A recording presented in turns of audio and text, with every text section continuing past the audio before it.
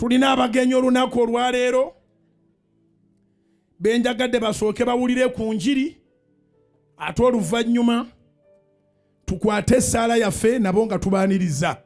Abagenyi bano bavudde mu FUFA. Engalo zeeyongereko nga tubaaniriza. Bavudde mu FUFA. Tuyingidde season gye bayita eya CHAN. Tuyingidde season gye bayita eya CHAN. Naye nga bomumanyi nti ne national team yali eyimiriddeko ku kituutu wano netusaba batumanyi tuwagira eggwanga lyaffe, tuwagira ebyemizannyo.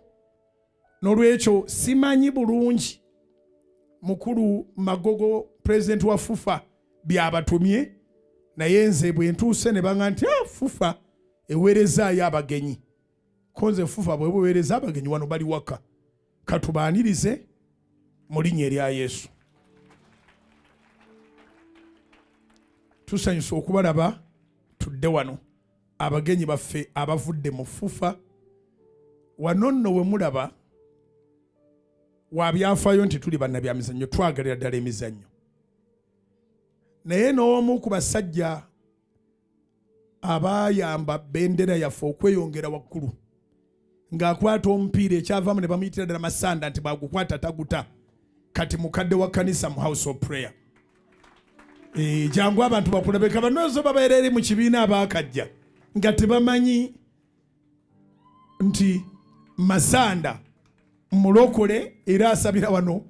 Omusajja ono ogwolaba obuwanvu si bwa bwereere, yakwatanga ggoolo ya Uganda Cranes. Uganda Cranes. Babulire wasambiranga mu tiimu ki ate olyoka okwatira Uganda Cranes second year. Nasuba mu Express nembeera muyo Sports Club Villa Umeme ndowooza nenguwummulira mu Uganda Revenue Authority. Naye nga emipiira gya Uganda Cranes wakwata emeka? Tonkyaya ggwanga ndeka.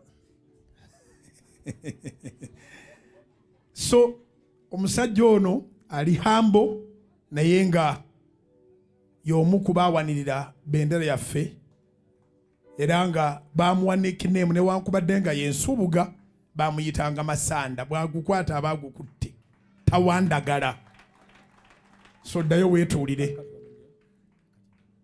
Pozi Musumba bw'oyisa abantu bano Mukama wakusitula akusitulira ddala. Bano bazze bye bagenda okwogera sibimanyi, naye wiiki eno ttiimu zonna ezigenda okuparticipatinga mu CHAN zatandise okujja. Mukama wange tewali ttiimu eyingidde wano beevudde Algeria oba evuddewa nga teri mu mikono gyange. Wanki kati Magogo akoze bulungi kubanga abeera kutuma gwe bandigambye twakyepangidde. Kaakati aliyo senaata tuma gwe n'atuma bano bassebo tusanyusa obbalaba. Eno ye House of Prayer Ministries International eyagala eggwanga. Eno ekkanisa eri ku bintu ebi Katonda n'ensi yaffe. Tweyanza nnyo ssebo. Mukama mulungi ekiseera kyonna. Tumukubireko mu ngalo Mukama. Tweyanjulire amannya go. Amannya gange mpitibwa Vincent Kayizi. Kazenda tukongereko waggulu. Si gwe mulundi gwange ogusoose okubeera wano nakajjawo emirundi ena. Zikubire waggulu eza Yesu ateekwa okuba ayinawo ekyama. Ogwasookera ddala najja wano nga nkyali mwana muto. Nali nze nzaalibwa Masaka ewaffe ku ssaza eyo mu Ndegeya ndowooza omanyi nnyo. So obwedda ayogera e Masaka nga mpulira kinkwatako nnyo mu mutima. So oli wano gw'oli ewaka. Ndi waka wano. Nina we twadde tuyingira wali batugambye tino we muyingidde awo feel at home. Obwedda Musumba alina kyayogerako. Buli woyingira wogenda ewantu waka naye wano si we waka waffe. Ewaffe ludda wa? Tulina okugenda eri mu ggulu. Goolo gulu kubira Mukama engalo ez'amaanyi. at least ekyakinoza olwaleero. So nze nasambira Uganda Cranes sigenda kubeera nga mukulu wange oli mukulu wange mumanyi nnyo naye amanyi nnyo nira tatera ku riskinga ntera omusanga mu bino ebyabakadde buli wandaba tagenda mu ggoolo ati agamba oyo omusajja tankuba ggoolo 10 kuba nze nkyasamba actually. So nkiikidde Uganda Cranes ne Federation of Uganda Football Association batumye wano we wava emikisa gyonna. Zikubire waggulu eza Yesu n'akalulu ak'amaanyi. Ogwasookera ddala bwe twali tusamba ekikopo kyennyini kino kye twategese wano e Uganda twakisambira South Africa neera twaliwo wano.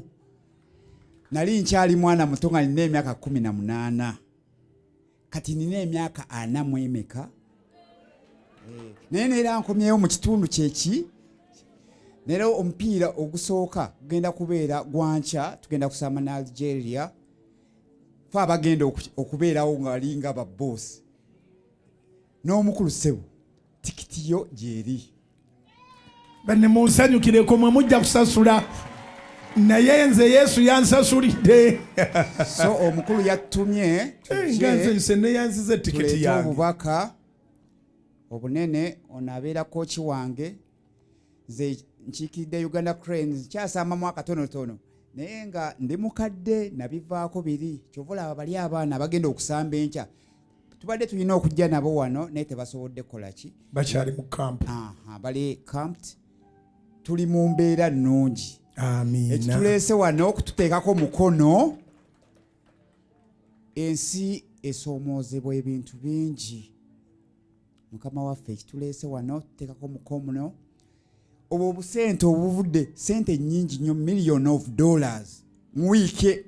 Omusomo obedde agamba mu wiiki eno nga ffe tugizirabako nno wiiki eno omupiira gwanca. Amiina. So tuteekako mukono sente zisigale Uganda. Sente ezo zaffe fe abali wano sente zaffe wiiki eno. Amiina sebo. Twebaza Katonda akazindalo gwe amanya togogedde. Amanya nagogedde sebo. Vincent Kaizi. Agaddemo we mamba.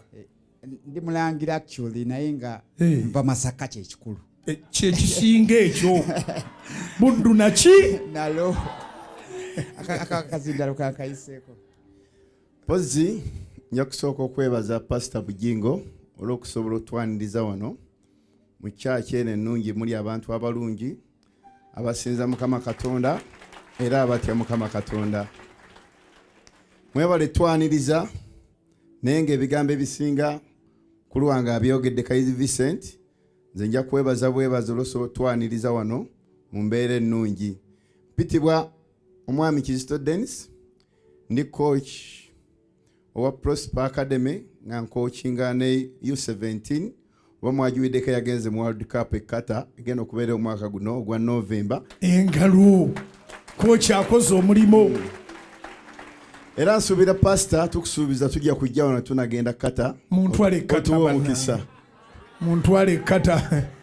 Bano baneerabirira. Bane munjagalize. Mazima nenga bantwale kata buli muntu nanyeenya omutwe. Tebantwala kata. Naye nambole embeereyo. Sijagada. Pozi tumiddwa Mukama waffe akulira FUFA omwami President Ingina Moses Magogo, the historical president, nga tuleese omujoozi ogw'okububwa pastor waffe omulungi asobole engalo n'essanyu bannange asobole okugwambala enkya nga ajja ku mupiira ajje n'emikisa kuba emikisa giva wano era tunoonya emikisa enkya kyemanyi tugenda kufuna obuwanguzi mupiira gwaffe ogusooka.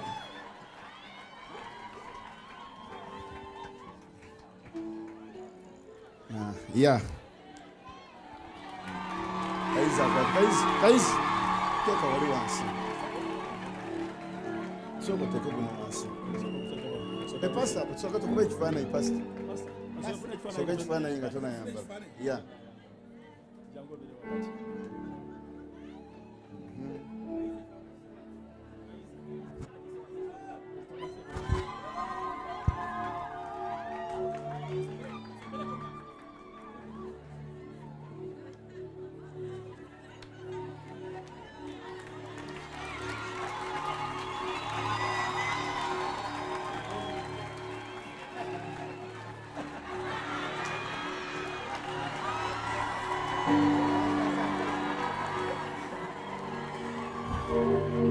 Pozi tulina n'omujoozi omulala gwe tuleese Uganda Cranes bwegenda osambira omupiira enkya nga twagala pasita agusabire bufune omukisa tusobole okuwangula omupiira gwaffe ogw'enkya.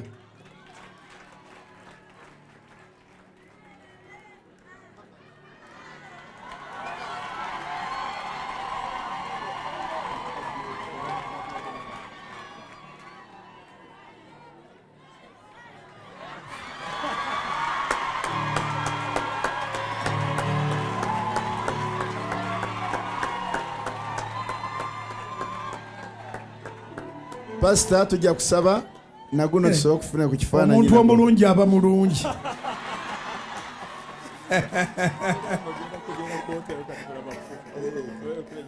Pozi naguno tugenda kufuna ekifaananyi mukama waffe President antumye pastor ajja kusabira osobole okufuna omukisa enkya kuba gwe bagenda okuwambala nga tusamba. Team Chan team. Kakati awo katumala ofuna ekifaananyi tweyongere kuba no mu maaso. Tumala ofuna ekifaananyi ffenna tugenda kuyimirira tuyimuse emikono waggulu tukkirize ssente n'obuwanguzi bisigale mu Uganda. Guno gwe mujoozi abaana baffe mwe bagenda okuba nga basambira omupiira. Omupiira gutandika nkya gutwala mwezi mulamba. Abavubuka mbakubiriza bannayuganda mwagale ensi yammwe, mwagale Uganda, mwagire Uganda. Bagutadde ku ssente ntono nnyo omupiira nabadde followinga. Omupiira gwa beeyi esimbayo singi mitwalo 5. Beeyi esembayo entono ya mutwalo n'esatu n'emitwalo 5. Pozi omupiira ogusooka gujja kuba gwa nkya ennaku z'omwezi 4 nga tusamba Algeria gya Uganda gingamba. Tuddemu nga 8 nga tusamba Guinea. Tusembeyo nga 11 nga tusamba Algeria. Tujja kuba tusamba Uganda essaawa 2 ez'ekiro. Tubaaniriza mwena mujje muwagire kubanga mwe mutali tesobola kubeerawo. Mutwalo ku mutwalo mulina emikisa ntigira emipiira 2 waliwo ogusookawo 11 n'ogw'ebbiri. Leero Uganda yakitukoledde bukolezi. Kati kifaananyi.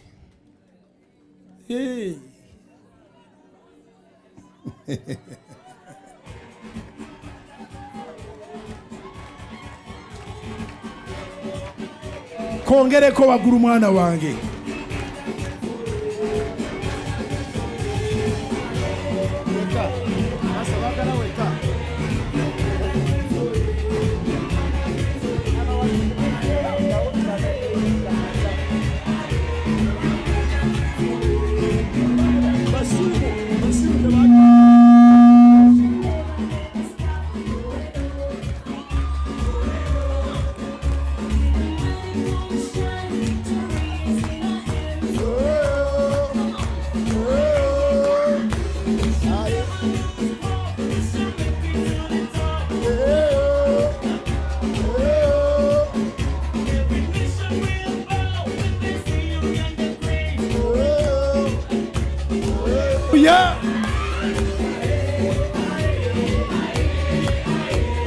Uganda Cranes oye. Sibalabe emikono waggulu. Uganda Cranes oye.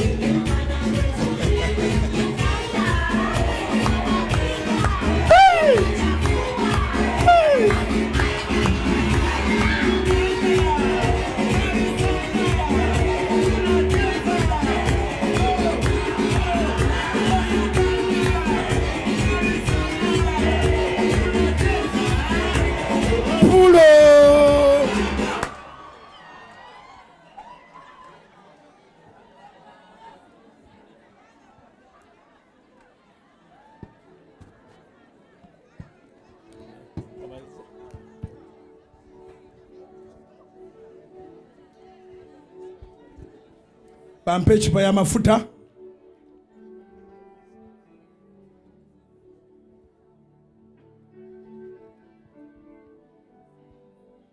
Amafuta gano bagayita olive oil. Era gano amafuta ge gafukibwako Dawudi n'awangula Goliath. You represent, and we pray that by the anointing, Uganda Cranes wins every challenger.